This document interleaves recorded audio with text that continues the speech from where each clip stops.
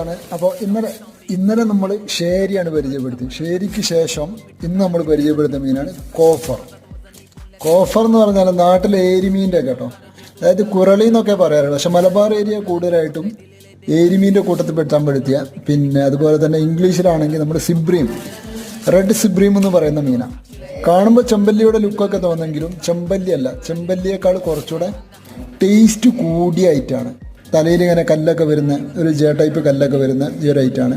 കുറച്ചുകൂടെ ഫ്ലഷി ആയിട്ടുള്ള, പിന്നെ കുറച്ചുകൂടെ എന്നാൽ ഓയിലി അല്ലാത്തൊരു മീനാട്ടോ. നല്ല ചെമ്പല്ലിയേക്കാളും നല്ല അടിപൊളി ടേസ്റ്റുള്ള മീനാണ്. പറഞ്ഞല്ലോ, ഫാമിലും അങ്ങനെ വളർത്താൻ കിട്ടാത്തൊരു ഐറ്റം കൂടിയാണത്.